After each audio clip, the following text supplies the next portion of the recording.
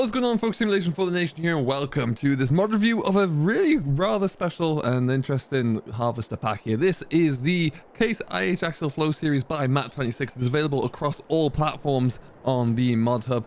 And whilst they may not be the biggest in the world, they are rather impressive. Really cool, really neat designs, nice attention to detail on the models there, and just a really nice fresh approach to having the combines in our packs. Usually we see big Lexion packs or the likes. Big X9s, but this, something about this, it's really cool. As you can see, we've got 3 different models on display here. This is the 1460. This is the smallest model, if you will. There, 112 horsepower, going up to 210 horsepower if you need it. It is suited for the smallest header of them all as well, which is a 14-foot that we have on the front here. Comes in 2 different colors, this slightly older Case International, or you can have the bright red restored, which we have in the middle there too. But just pay attention to the detail here across, simple detail really, just like the condition of the header there, the different auxiliaries that you need to plug in there for this to work. On the older models there, obviously you see that it's more individual hydraulic hoses rather than one block. But it's really nice to see. Moving around there as well, you'll see some extra details like all the hydraulic hoses and pipe work going through to the engine block. Some extra dividers on the back there. And you got obviously your essentials on there too. But like I say, just really smart looking machines really. Coming inside to the cab there, and the interior is much the same. Very well detailed.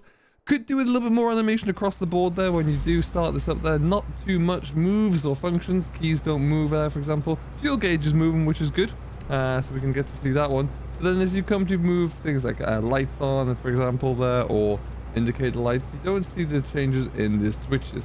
That being said though, still a rather nice machine to be in. You do get your forward and backwards to function as you would come to expect. I always like these slightly older combines here because the interiors are always laid out a bit funky. They never really thought about ergonomics. It's just wherever things fitted.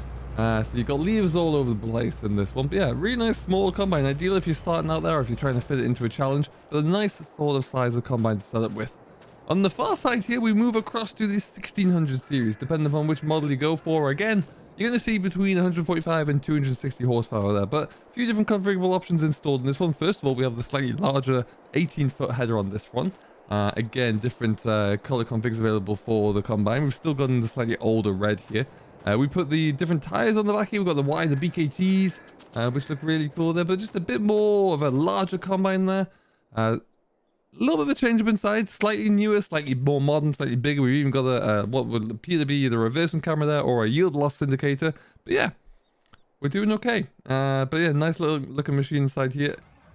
Again, nice engine sound on startup there, but you would like to see a few more details across the car. Perhaps that will come on an older version there as we get through into updates. But again, a really nice looking machine here to fit all needs. Again, that little bit bigger though.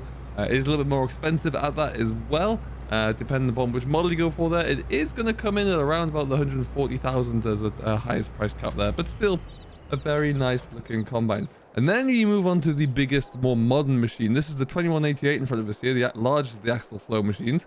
And this has the 20-foot header on the front as well. To think once upon a time, 20 foot with your big headers, it's crazy. Big changes for this one, as you can see, is looking a lot more modern there in its shape and its design, and really is a nice looking combine. The interior, the cab interior there is miles different, as you can see, is really changed up, but I actually think I like the older models there. Still, turn this one on, you see a few things happening here, not too much. I would like to see some more in the animation across the board.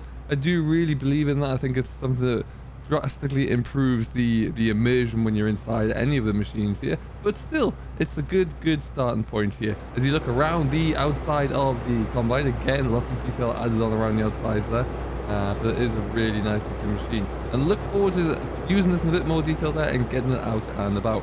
There are 2 different header trailers that come with this, depending upon which model of header you're going to use. This is the header trailer that's specifically only for the 20-foot header.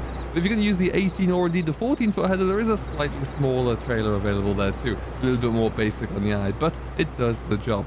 And that is it, folks, really. That is the simple Case IH Axial Flow series available on the Modhub now. Very much worthwhile having a look into, dabbling with it and seeing what you think. But for me, really nice small range combine harvester series that you can jump on into and use pretty much anywhere. Go and check it out, download it from the Modhub. It's available on all platforms. If you download it in game, rate it 5 stars, and let me know what you think of it in the comments down below. Until next time, thank you very much for watching, and we'll see you all in the next one.